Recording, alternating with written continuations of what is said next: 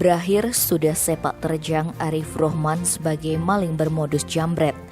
Pasalnya aksi yang dia lakukan di Jalan Sunset Road Kuta, Senin 24 Januari malam berhasil digagalkan warga.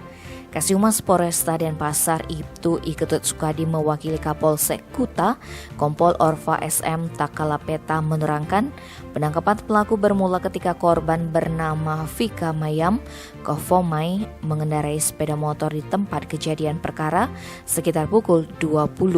Ketika itu korban membonceng temannya hendak menuju Dalung. Tiba-tiba muncul pelaku dan memepet kendaraan korban dari sisi kanan belakang. Kemudian pelaku menarik paksa tas warna hitam yang ada di pangkuan korban dan langsung kabur. Sontak Vika berteriak minta tolong ke pengendara lain sambil coba mengejar jambret tersebut. Beruntung seorang laki-laki pengendara motor membantu mengejar. Hingga akhirnya Ari diberhentikan dengan cara ditabrak oleh laki-laki tersebut di Jalan Sunset Road Seminyak. Insiden menegangkan ini dilaporkan pemudi asal Jayapura, Papua itu ke Polsek Kuta. Petugas lalu mengamankan pria yang tinggal di Jalan Nusantara, Jimbaran tersebut beserta barang bukti dan motor yang dia gunakan.